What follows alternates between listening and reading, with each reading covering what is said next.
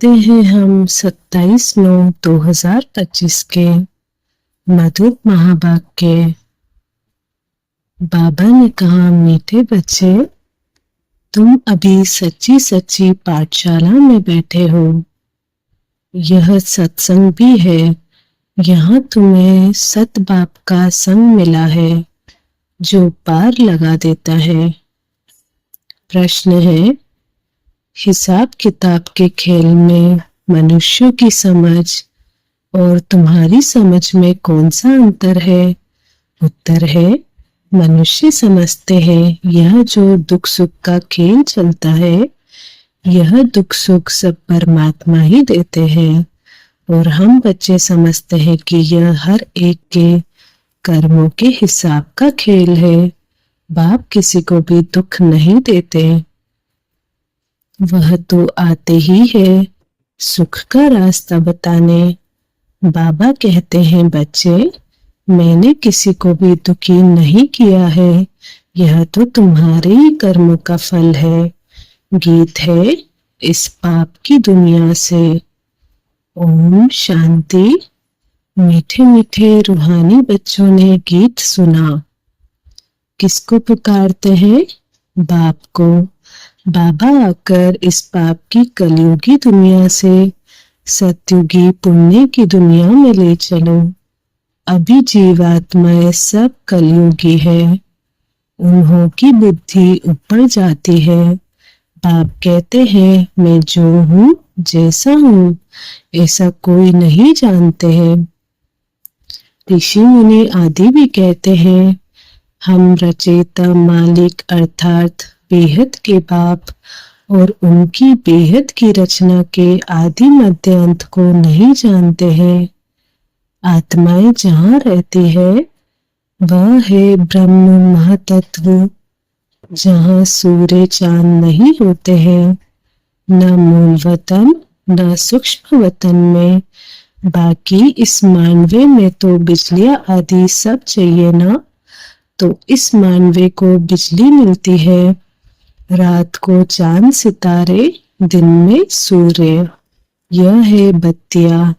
इन बत्तियों के होते हुए भी अंधियारा कहा जाता है। रात को तो फिर भी बत्ती जलानी पड़ती है। सत्युग त्रेता को कहा जाता है दिन और भक्ति मार्ग को कहा जाता है रात। यह भी समझ की बात है। नई दुनिया पुरानी जरूर बनेगी, फिर नई होगी तो पुरानी का जरूर विनाश होगा। यह है बेहद की दुनिया। मकान भी कोई बहुत बड़े बड़े होते हैं, राजाओं आदि के। यह है बेहद का घर, मांडवा अर्थात स्टेज। इनको कर्म क्षेत्र भी कहा जाता है। कर्म तो जरूर करना होता है। सब मनुष्यों के लिए यह कर्म क्षेत्र है। सबको कर्म करना ही है, पाठ बजाना ही है। पाठ हर एक आत्मा को पहले से मिला हुआ है। तुम्हारे में भी कोई है जो इन बातों को अच्छी रीति से समझ सकते हैं। वास्तव में यह गीता पाठशाला है। पाठशाला में कभी बूढ़े आदि पढ़ते हैं क्या? यहाँ तो बूढ़े जवान आदि सब पढ़ते हैं।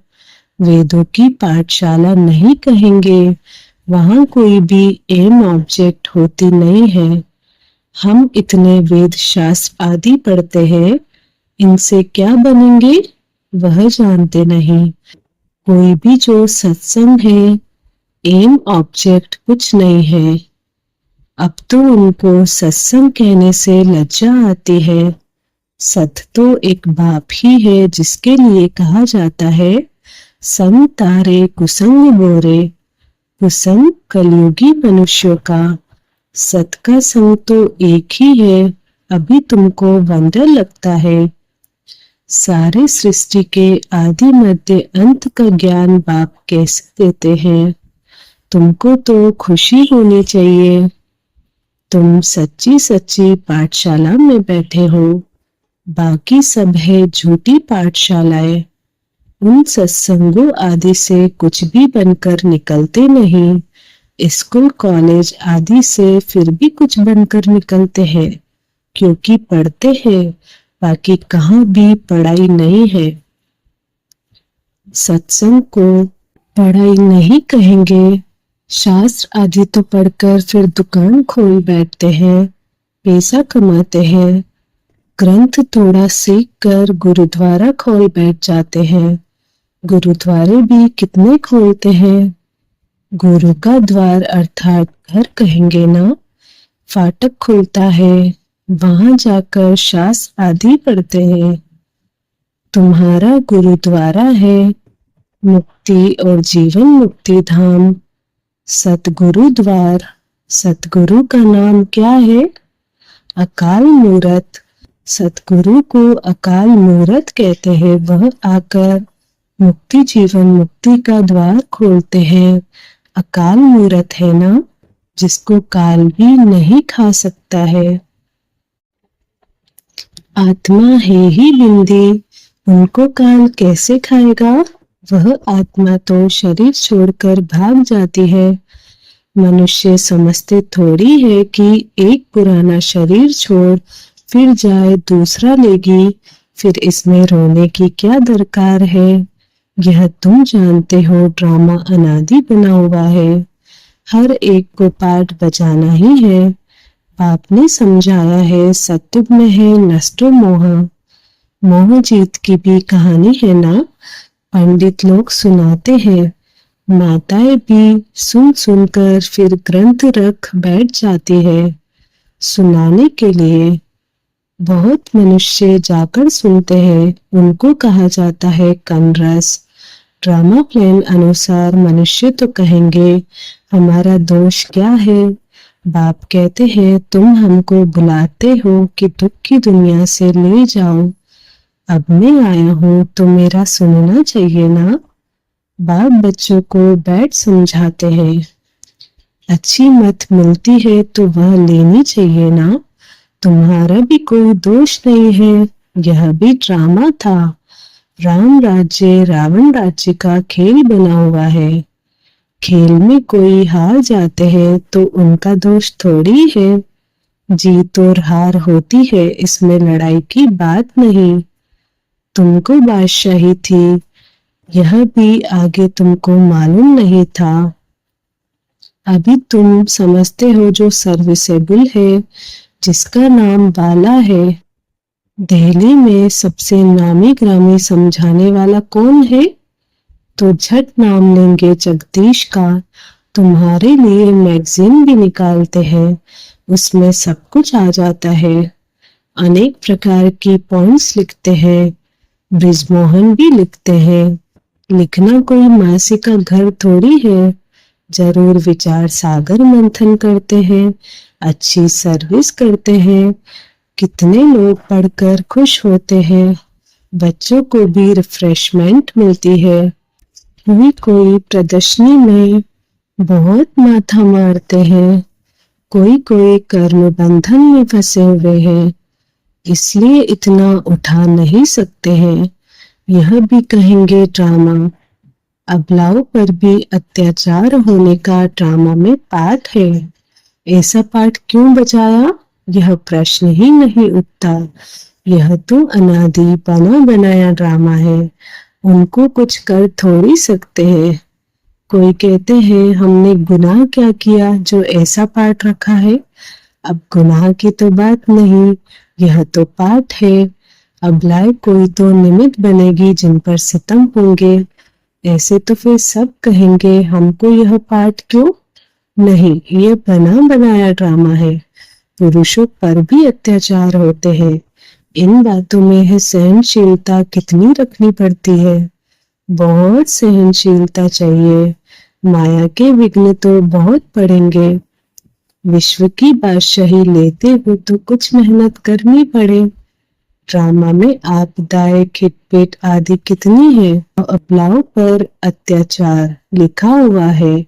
रक्त की नदियां भी बहेगी, कहाँ भी सेफ्टी नहीं रहेगी। अभी तो सुबह को क्लास आदि में जाते हो सेंटर्स पर, वह भी समय आएगा जो तुम बाहर निकल भी नहीं सकेंगे। दिन प्रतिदिन जमाना बिगड़ता जाता है और बिगड़ना है। दुख के दिन बहुत जोर से आएंगे। बीमारी आदि में दुख होता है तो फिर भगवान को याद करते, पुकारते हैं। अभी तुमको मालूम है बाकी थोड़े दिन है, फिर हम अपने शांति धाम सुख धाम जरूर जाएंगे। दुनिया को तो यह भी पता नहीं है। अभी तुम बच्चे फील करते हो ना, अभी बाप को पूरी रीति जान गए हो। वह सब तो समझते हैं परमात्मा लिंग है, शिवलिंग की पूजा भी करते हैं। तुम शिव के मंदिर में जाते थे, कभी यह ख्याल किया कि शिवलिंग क्या चीज है? जरूर यह जड़ है तो चैतन्य भी होगा। यह तब क्या है? भगवान तो रचता है ऊपर में, उनकी निशानी है सिर्फ पूजा के लिए।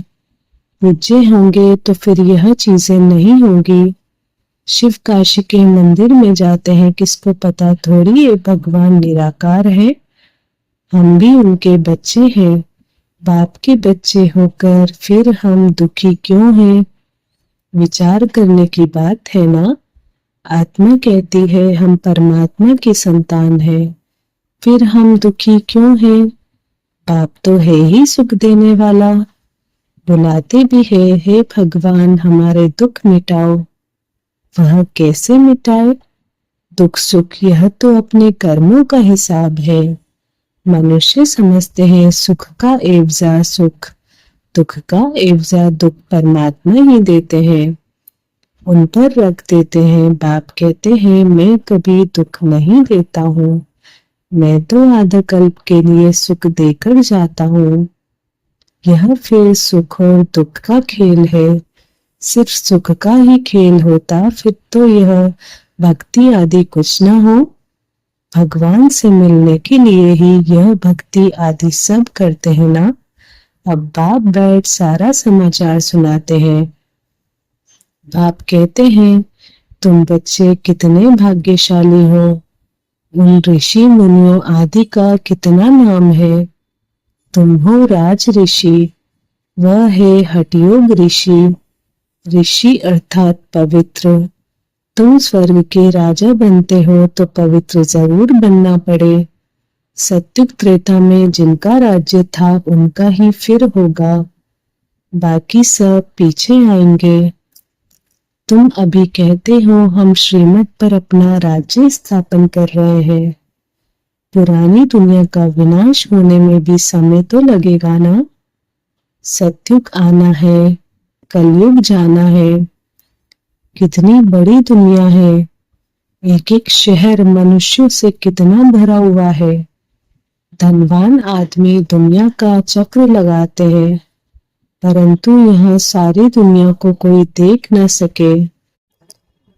हाँ, सत्युग में देख सकते हैं क्योंकि सत्युग में है ही एक राज्य, इतने थोड़े राजाएं होंगे। यहाँ तो कितनी बड़ी दुनिया है, इतनी बड़ी दुनिया का चक्र कौन लगाए। वहां तुमको समुद्र में जाने का नहीं है। वहां सिलोन बर्मा आदि होंगे? नहीं, कुछ भी नहीं। यह कराची नहीं होगी। तुम सब मीठी नदियों के किनारे पर रहते हो, खेती बाड़ी आदि सब होती है। सृष्टि तो बड़ी है, मनुष्य बहुत थोड़े रहते हैं। फिर पीछे वृद्धि होती है, फिर वहां जाकर अपना राज्य स्थापन किया। धीरे धीरे हब करते गए, अपना राज्य स्थापन कर दिया। अभी तो सबको छोड़ना पड़ता है।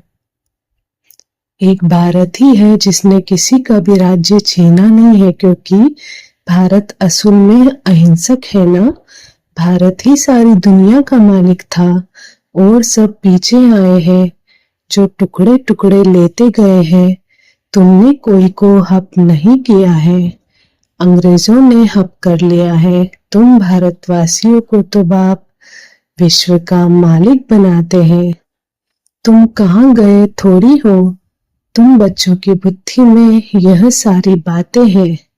बूढ़ी माताएं तो इतना सब समझ न सके। बाप कहते हैं अच्छा है जो तुम कुछ भी पढ़ी नहीं हो, पढ़ा हुआ सब बुद्धि से निकालना पड़ता है। एक बात सिर्फ धारण करनी है मीठे बच्चे, बाप को याद करो। तुम कहते भी थे ना बाबा आप आएंगे तो हम वारी जाएंगे, कुर्बान जाएंगे। तुम्हें फिर हमारे पर कुर्बान जाना है। लेन देन होती है ना, शादी के टाइम स्त्री पुरुष एक दो के हाथ में नमक देते हैं। बाप को भी कहते हैं हम पुराना सब कुछ आपको देते हैं। मरना तो है, यह सब खत्म होना है। आप हमको फिर नई दुनिया में देना। बाप आते ही है सबको ले जाने, काल है ना। सिंध में कहते थे यह कौन सा काल है जो सबको भगाकर ले जाते हैं। तुम बच्चे तो खुश होते हो, बाप आते ही है ले जाने। हम तो खुशी से अपने घर जाएंगे।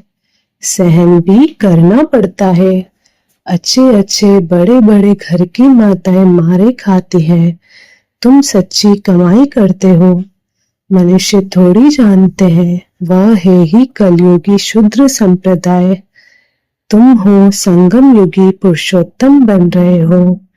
जानते हो पहले नंबर में पुरुषोत्तम यह लक्ष्मी नारायण है ना।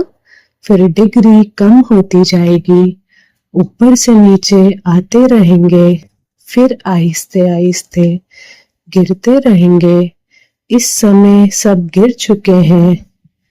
झाड़ पुराना हो चुका है, तना सड़ गया है, अब फिर स्थापना होती है। फाउंडेशन लगता है ना। कलम कितना छोटा होता है, फिर उनसे कितना बड़ा झाड़ बढ़ जाता है। यह भी झाड़ है। सत्युग में बहुत छोटा झाड़ होता है, अब कितना बड़ा झाड़ है। वैरायटी फूल कितने हैं मनुष्य सृष्टि के। एक ही झाड़ में कितनी वैरायटी है। अनेक वैरायटी धर्मों का झाड़ है मनुष्यों का। एक सूरत न मिले दूसरे से, बना बनाया ड्रामा है ना। एक जैसा पाठ कोई का हो नहीं सकता, इनको कहा जाता है कुदरती बना बनाया बेहद का ड्रामा। इनमें भी बनावट बहुत है। जो चीज रियल होती है वह खत्म भी होती है, फिर 5000 वर्ष के बाद रियलिटी में आएंगे। चित्र आदि भी कोई रियल बने हुए थोड़ी है। ब्रह्मा की भी शक्ल फिर 5000 वर्ष बाद तुम देखेंगे। इस ड्रामा के राज को समझने में बुद्धि बड़ी विशाल चाहिए। और कुछ ना समझो, सिर्फ एक बात बुद्धि में रखो, एक शिव बाबा दूसरा ना कोई। यह आत्मा ने कहा बाबा हम आपको ही याद करेंगे, यह तो सहज है ना। हाथों से कर्म करते रहो और बुद्धि से बाप को याद करते रहो। अच्छा, मीठे मीठे सिकिलते बच्चों प्रति माता पिता बाप दादा का याद प्यार और गुड मॉर्निंग। रूहानी बाप की रूहानी बच्चों को नमस्ते।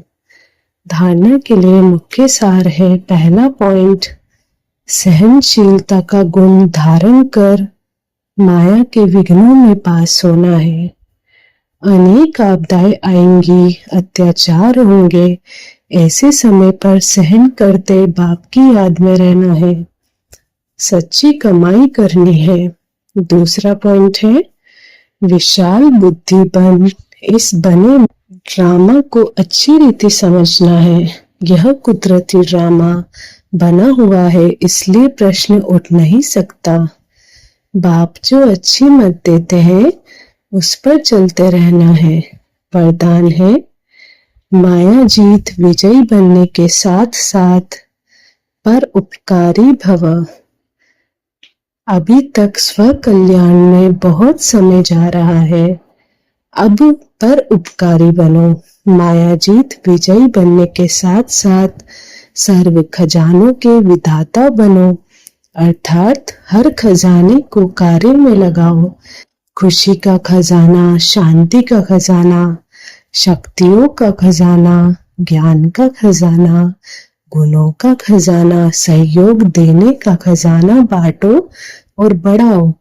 जब अभी विधातापन की स्थिति का अनुभव करेंगे, अर्थात परोपकारी बनेंगे तब अनेक जन्म विश्व राज्य अधिकारी बनेंगे।